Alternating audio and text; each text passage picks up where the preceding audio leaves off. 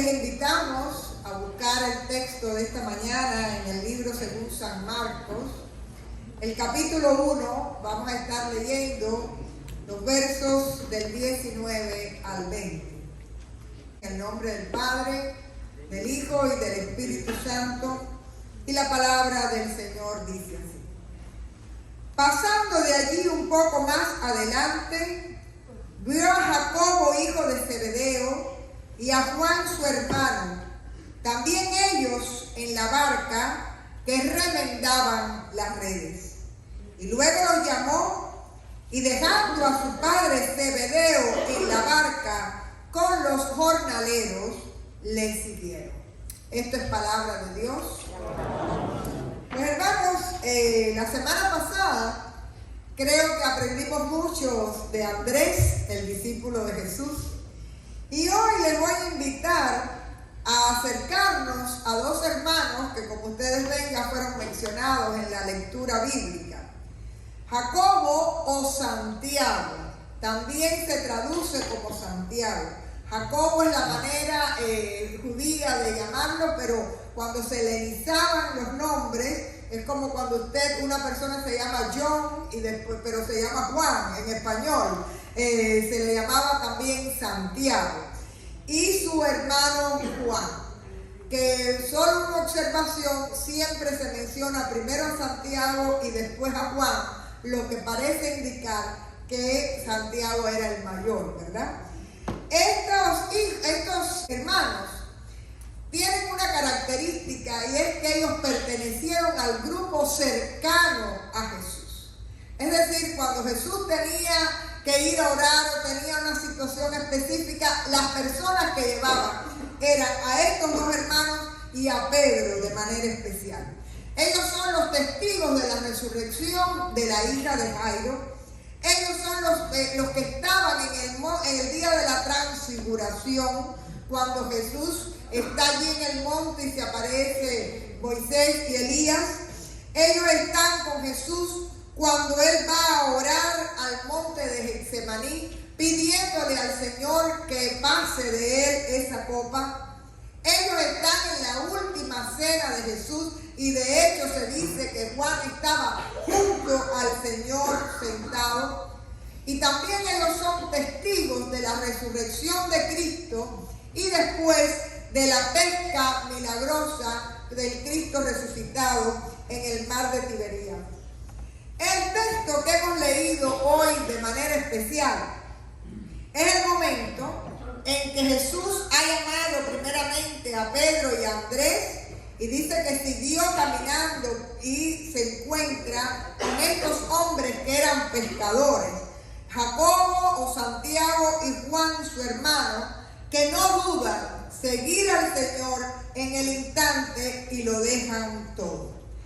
Y recuerden que hemos estado en estos días trabajando esta persona de Juan, como es muy probable que sea la persona que estuvo con Andrés aquel día que se encontraron con Juan en el campamento de Juan el Bautista con Jesús, ¿verdad? No aparece el nombre, pero es probable que ya Juan conociera con antelación al Señor Jesús. Hay algunos datos que nos da ese mismo pasaje. Primeramente nos dicen que es hijo de Zebedeo, y también más adelante vamos a ver a la madre, que es Salomé, y que ellos trabajaban como pescadores. Pero todo indica que eran personas que tenían cierto nivel social o económico al menos. Porque si ustedes leen, ahí dice que Zebedeo tenía jornaleros. Y vamos a mirar el verso 20, Marcos 1:20, y luego los llamó, y dejando a su padre Zebedeo en la barca con los jornaleros, le siguieron. Quiere decir que es muy probable que Zebedeo tuviera varios barcos o varias redes que él daba a otras personas para que trabajaran para él, y de esa manera también tenían una situación un poco más desahogada. Y también se ve en la Biblia que Salomé, la madre de estos dos hermanos, era una de las mujeres del grupo cercano a Jesús. En Marcos 15:40, para los que toman nota, las vemos que ella es una de las mujeres que está junto a la cruz con Jesús acompañando a María. Y en Marcos 16:1 la vemos como una de las mujeres que fueron a llevarle en la mañana de resurrección, fueron al sepulcro tratando de llevar los ungüentos, ¿verdad?, para preparar el cuerpo del maestro. Estos dos hermanos tenían ciertas características de las cuales queremos, sobre todo en una de ellas vamos a centrarnos. Pero hay dos pasajes bíblicos que nos hablan mucho de cuál era el temperamento de ellos y cuáles eran las aspiraciones de ellos cuando siguieron al Señor Jesús. Voy a leer en Marcos 3, del 13 al 19, y dice así la palabra. Después subió al monte y llamó así a los que él quiso y vinieron a él. Y estableció a 12 para que estuviesen con él y para enviarlos a predicar, y que tuviesen autoridad para sanar enfermedades y para echar fuera demonios. A Simón, a quien puso por sobrenombre Pedro, a Jacobo, hijo de Zebedeo, y a Juan, hermano de Jacobo, a quienes apellidó Boanerges, esto es, hijos del trueno.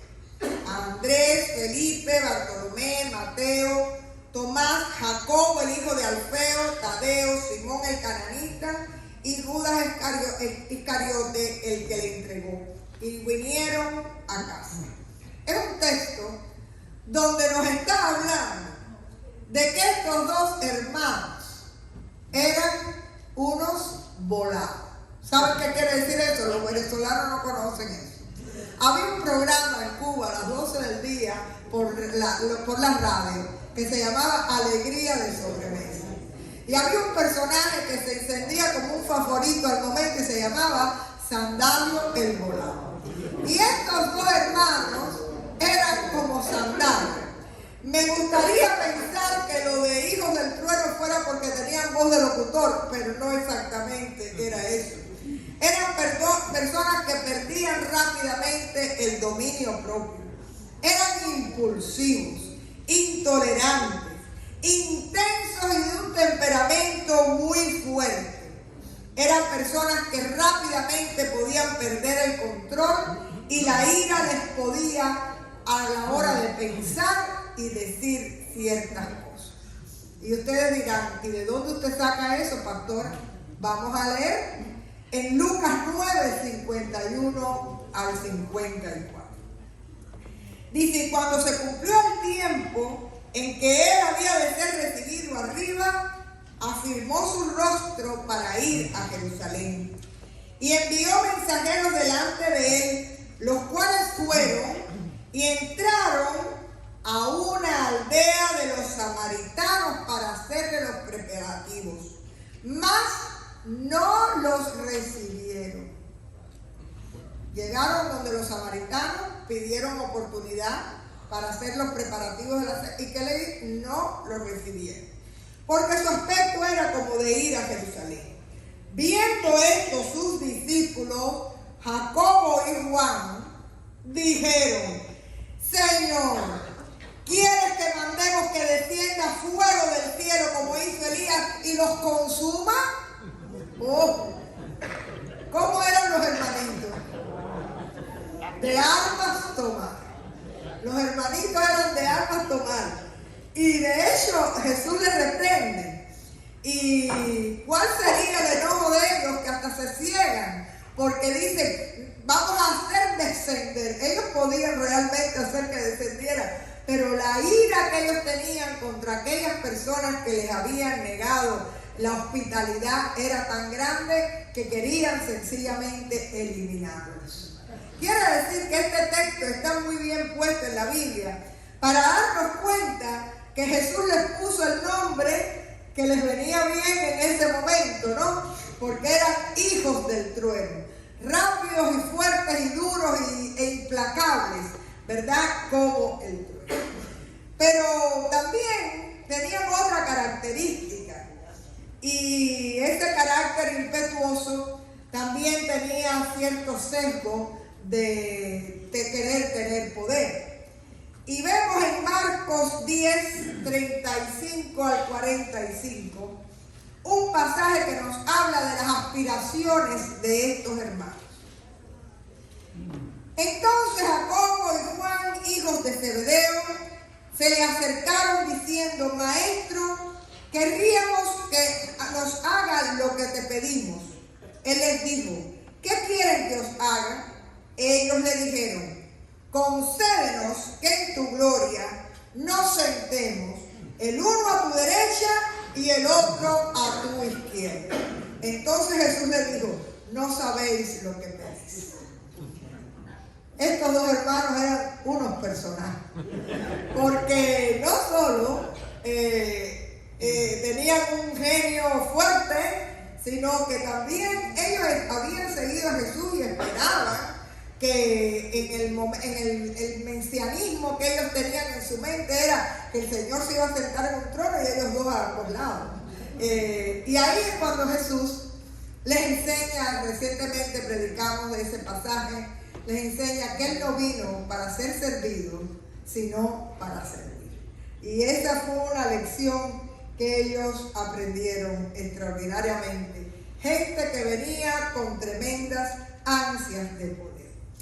En este caso es muy significativo, y yo pienso que muchas veces nosotros tenemos la imagen de un Jesús que es muy sweet, muy suave. Miren, los amigos cercanos de Jesús eran estos dos personajes y Pedro.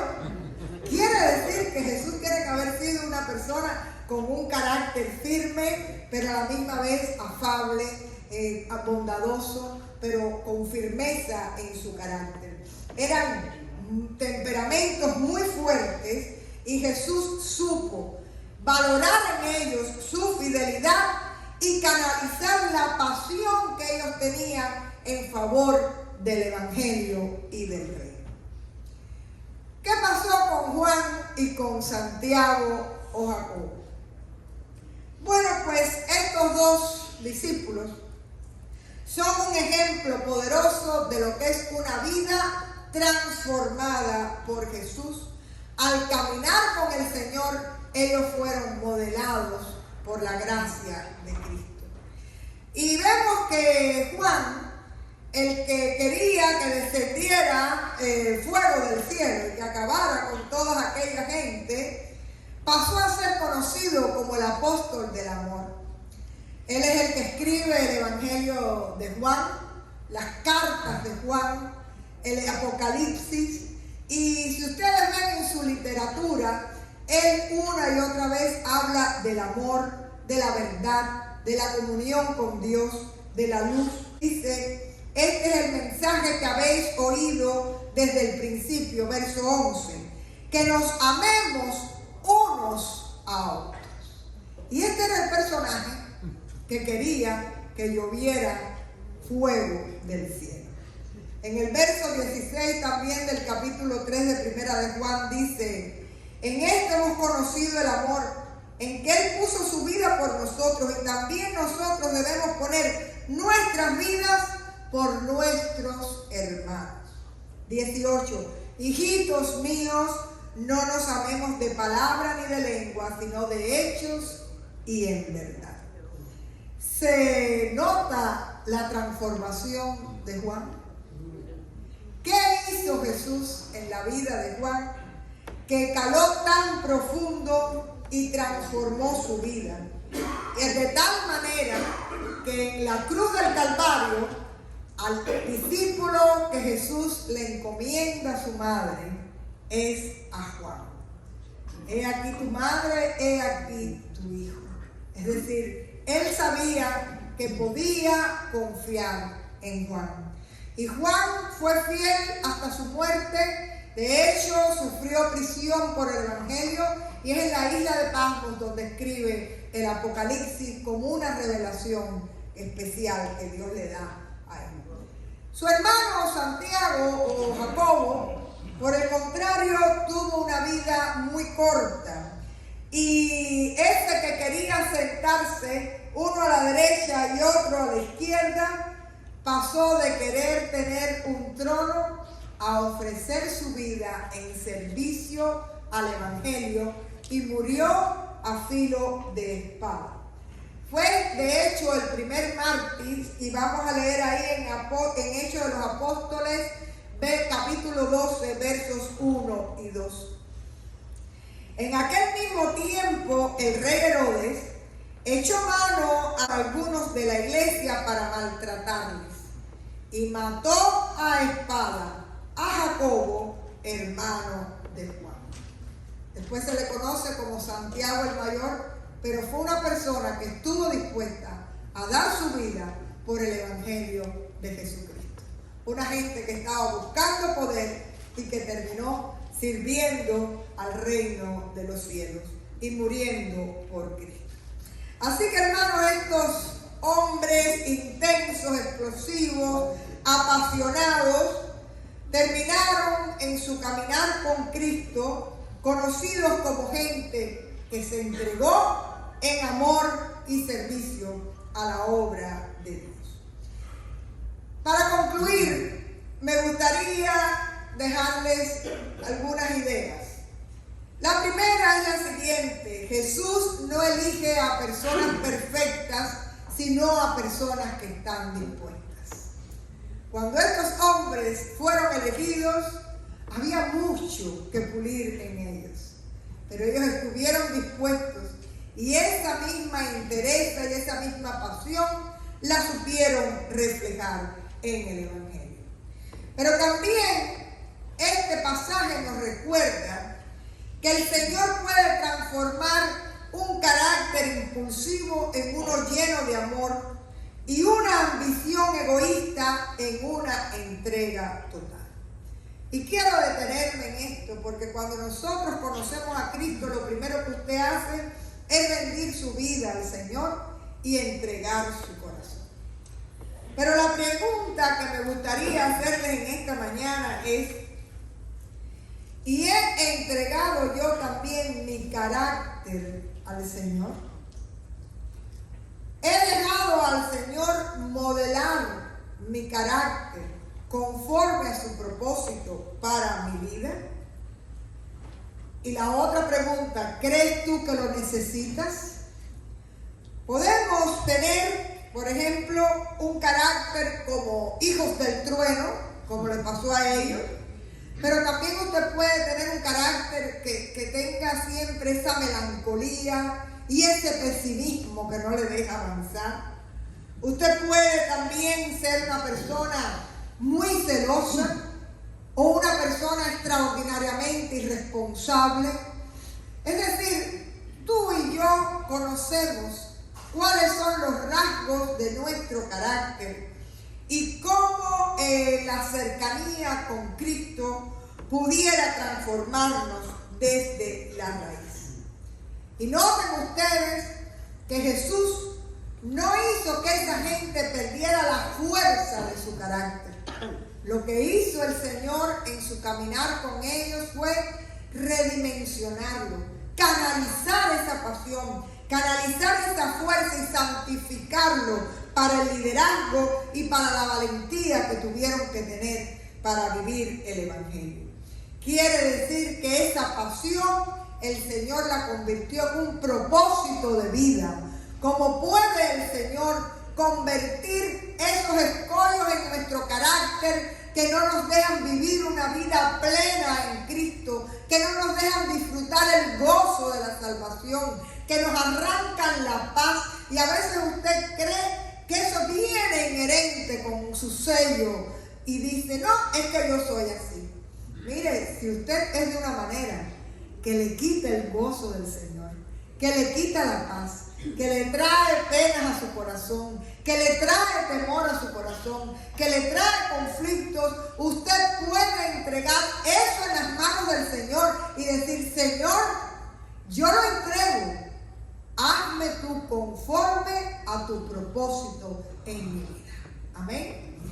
Y si hay una invitación hoy, es a eso, a que no solo entreguemos nuestra vida, sino que también pongamos nuestro carácter en las manos del Señor, sabiendo que todos nosotros tenemos imperfecciones y que el Señor tiene que quitar y tiene que poner, porque no siempre, aunque usted crea que está en su total verdad, no siempre tenemos la razón. Siempre hay algo que el Señor puede hacer a nuestro favor para, sobre todo, modelar nuestro carácter conforme a lo que Él quiere para nuestras vidas. Y esta transformación no es instantánea. Si ustedes se dan cuenta, estos dos hombres caminaron 3 años con Jesús. Estuvieron todo ese tiempo escuchando sus enseñanzas, viendo su ejemplo. Experimentaron el dolor de perderlo allí en la cruz del Calvario, pero también la alegría y la sorpresa de la resurrección.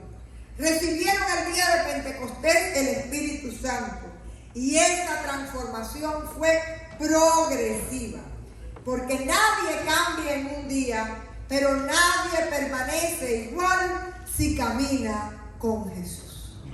Y la invitación que estamos haciendo es que esta Cuaresma usted la use para caminar con el Señor y avanzar, dejándole que Él modele su carácter y sobre todo su vida. Porque una relación estrecha con el Señor siempre nos sana. Y no lo tenemos que hacer en nuestras fuerzas, sino sencillamente en comunión, caminando con el Señor. Que Dios les bendiga. Vamos ahora.